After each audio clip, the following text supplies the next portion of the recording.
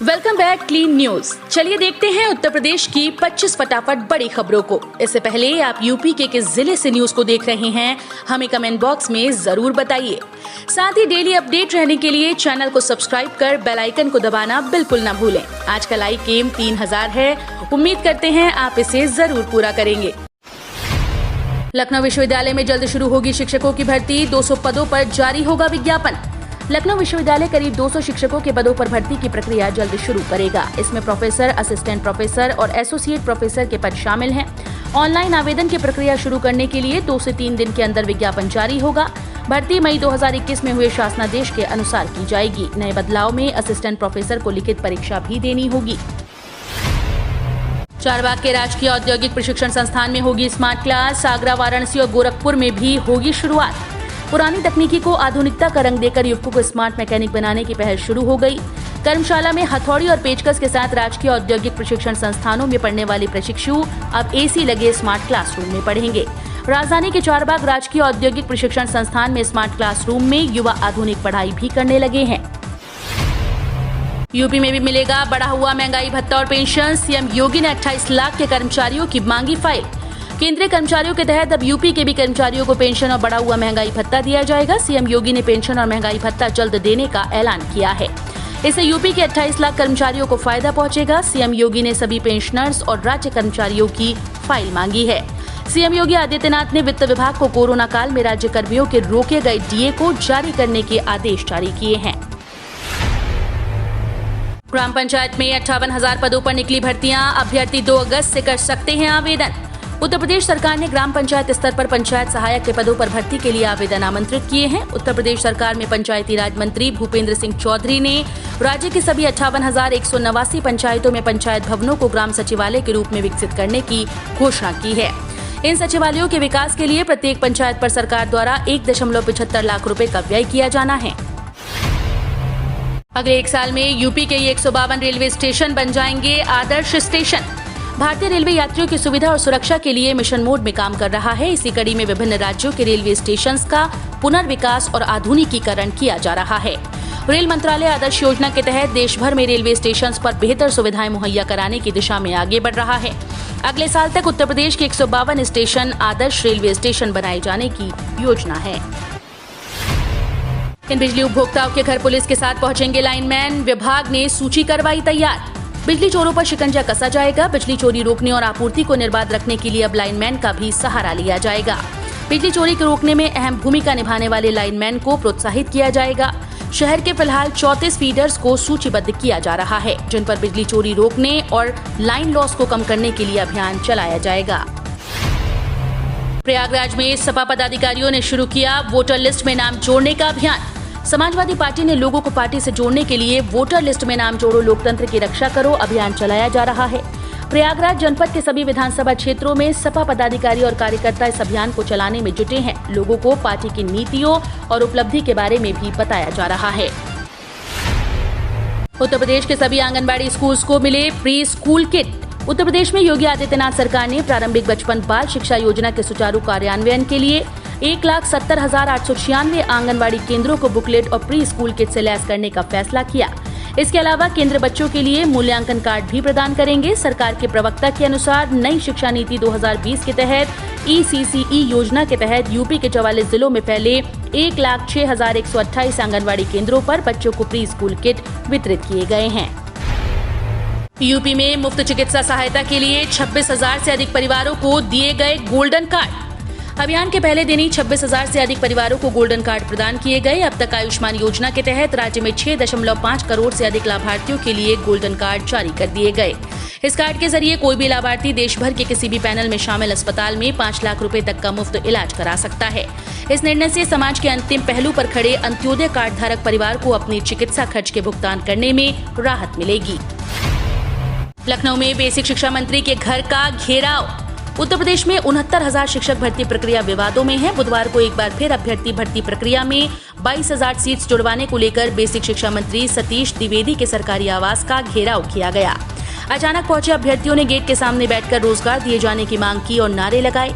सूचना पाकर पहुंची पुलिस अभ्यर्थियों को मनाने की कोशिश की, लेकिन जब वो नहीं हटे तो जबरन उनको हटाया गया। बाबरी मस्जिद को लेकर ट्विटर पर फैला अखिलेश यादव का फर्जी बयान, सपा ने कराया मुकदमा। समाजवादी पार्टी ने आरोप लगाया है कि सपा अध्यक्ष अखिलेश यादव को लेकर कई ट्विटर अकाउंट में फर्जी सूचनाएं प्रसारित की जा रही हैं। इसे लेकर सपा के प्रदेश अध्यक्ष नरेश उत्तम ने शिकायत दर्ज कराई है। नरेश उत्तम के अनुसार कुछ ट्विटर अकाउंट से सपा अध्यक्ष अखिलेश यादव के बयानों के बारे में फर्जी सूचनाएं प्रसारित की जा रही हैं। एक ट्विटर अकाउंट ने दावा किया कि अखिलेश यादव ने सत्ता में लौटने पर बाबरी मस्जिद के पुनर्निर्माण की घोषणा की है। लेखपाल के 7,882 पदों के लिए नवंबर में होगा परीक्षा का आयोजन। Uttar Pradesh subordinate service selection commission ने यूपी में लेखपाल के 7,882 पदों के लिए आयोजित होने वाली परीक्षा की तारीखों की घोषणा कर दी। यूपी SSSC द्वारा जारी किए गए नोटिस के मुताबिक लेखपाल के 7,882 पदों के लिए नवंबर माह में परीक्षा का आयोजन होगा। गौरतलब है कि इस भर्ती में शामिल होने के लिए अभ्यर्थियों का 20 अगस्त को आयोजित होने वाली प्रारंभिक पात्रता परीक्षा में उत्तीर्ण होना आवश्यक है। सरसों के तेल और दालों में मिलावट, जांच को नमूने लैब भेजे। खाद्य और औषधि प्रशासन विभाग के आला अधिकारियों को सूचना मिली कि प्रदेश में सरसों के तेल दालों में मिलावट करके बेची जा रही है। मिलावट की रोकथाम के लिए आयुक्त ने टीम बनाकर औचक निरीक्षण कर सैंपलिंग करने के निर्देश दिए। विभाग का कहना है कि मिलावट बर्दाश्त नहीं की जाएगी। लोगों को शुद्ध खान पान देना विभाग की जिम्मेदारी है। 15 अगस्त को पूर्वांचल को बड़ी सौगात, अब 3.5 घंटे में पूरा होगा गाजीपुर से लखनऊ का सफर। उत्तर प्रदेश के मुख्यमंत्री योगी आदित्यनाथ की बहुप्रतीक्षित महत्वाकांक्षी योजना लखनऊ से पूर्वांचल को जोड़ने के लिए बनाए गए पूर्वांचल एक्सप्रेस वे का शुभारंभ 15 अगस्त स्वतंत्रता दिवस के दिन होगा। इसी दिन ट्रैफिक के लिए भी अनुमति मिल जाएगी। पूर्वांचल एक्सप्रेस वे की लंबाई 340.824 किलोमीटर है। इसके बन जाने से अब गाजीपुर से लखनऊ का सफर 3.5 घंटे में पूरा किया जा सकेगा। एम्बुलेंस हड़ताल में 11 कर्मचारियों पर लगा एस्मा, FIR भी दर्ज। एम्बुलेंस की हड़ताल के लिए कर्मचारियों को बरगलाने वाले संघ के 11 पदाधिकारियों पर एस्मा एक्ट के तहत कार्रवाई की गई। GVK ने इस मामले में आशियाना थाने में FIR दर्ज करा दी है। कंपनी ने पुलिस अफसरों से कहा है कि आरोपी पदाधिकारियों पर सख्त कार्रवाई की जाए। वहीं एम्बुलेंस कर्मचारी संघ के प्रदेश अध्यक्ष हनुमान पांडे के मुताबिक हड़ताल वापस लिए जाने का दबाव बनाया जा रहा है। कंपनी ने फर्जी मुकदमा दर्ज कराया है। यूपी में इन दिनों जातियों के नाम पर सम्मेलन की सियासत जोरों पर। यूपी में इन दिनों जातियों के नाम पर सम्मेलन की सियासत जोरों पर चल रही है। BSP के साथ ही BJP और समाजवादी पार्टी सम्मेलनों के जरिए ब्राह्मणों को रिझाने की मुहिम छेड़े हुए है।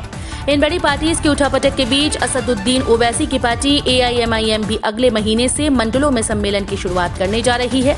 मंडल स्तर पर होने वाले इन सम्मेलनों में खुद पार्टी मुखिया ओवैसी भी शामिल होंगे। मानव तस्करी रोकने को 1090 और SSB साथ मिलकर करेंगे काम, बनाई रणनीति। मानव तस्करी रोकने के लिए महिला और बाल सुरक्षा संगठन 1090 और सशस्त्र सीमा बल मिलकर काम करेंगे। दोनों संगठन एक दूसरे से समन्वय बनाकर इस अपराध से निपटेंगे। इसमें तैनात कर्मचारियों को विशेषज्ञ प्रशिक्षकों से प्रशिक्षण भी दिलाया जाएगा।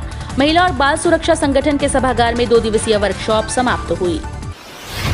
कोरोना काल में यूपी के आंगनबाड़ी मॉडल को कई राज्यों ने अपनाया। कोरोना की पहली लहर के चरम पर पूरे देश की चिंता यूपी को लेकर थी, लेकिन प्रदेश सरकार ने जन सहभागिता के दम पर इस पर काबू पाया।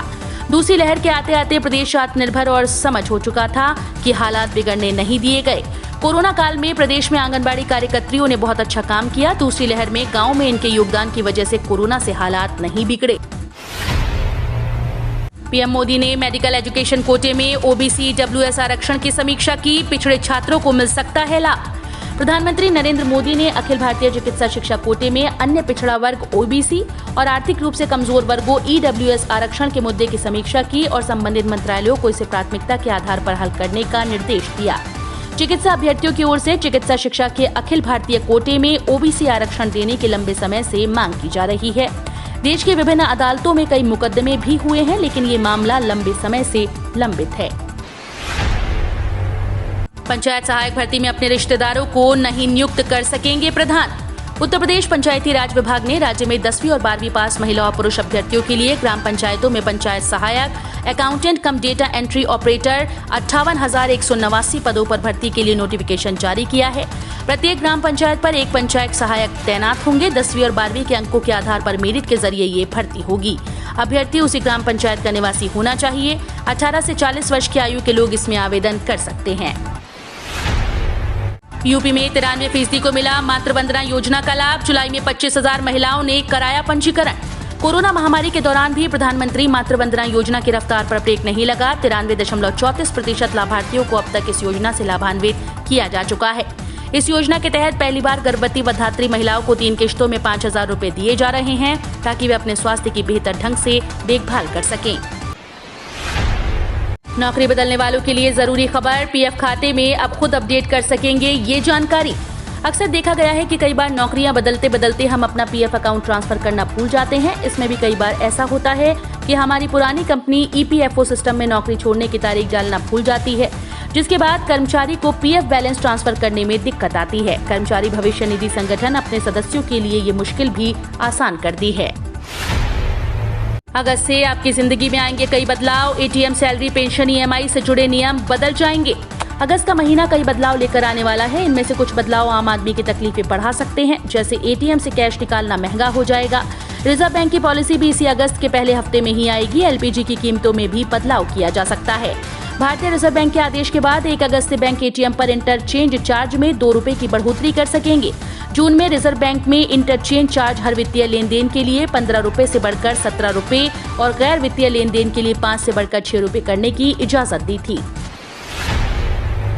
आज शाम 4:30 बजे प्रधानमंत्री नरेंद्र मोदी करेंगे राष्ट्रीय शिक्षा नीति पर देश को संबोधित। प्रधानमंत्री नरेंद्र मोदी आज 29 जुलाई 2021 की शाम 4:30 बजे देश को राष्ट्रीय शिक्षा नीति 2020 पर संबोधित करेंगे। केंद्रीय शिक्षा मंत्री धर्मेंद्र प्रधान द्वारा संबोधन से एक दिन पहले कल 28 जुलाई को साझा किए गए अपडेट के अनुसार प्रधानमंत्री एनईपी 2020 के 1 वर्ष पूरा होने के अवसर पर इसके अंतर्गत किए जा रहे सुधारों को लेकर संबोधन देंगे। बीते 24 घंटे में 89 नए केस, प्रदेश में एक्टिव केस घटकर हुए 768। कोरोना की दूसरी लहर पर प्रभावी नियंत्रण बना हुआ है। बीते 24 घंटे में 2,53,094 कोविड सैंपल्स की जांच की गई, जिनमें 89 कोरोना संक्रमित मिले, जबकि इस दौरान 116 मरीज स्वस्थ होकर डिस्चार्ज हुए। हालांकि इस दौरान एक की मौत हुई। प्रदेश में 6,46,56,047 कोविड सैंपल की जाँच की जा चुकी है। हम रोज ऐसे ही न्यूज लाते रहेंगे। यदि आपने अभी तक क्लीन न्यूज यूपी को सब्सक्राइब नहीं किया है तो फटाफट सब्सक्राइब कर लें। साथ ही बेल आइकन को प्रेस करना बिल्कुल ना भूलें ताकि लेटेस्ट अपडेट मिस ना हो।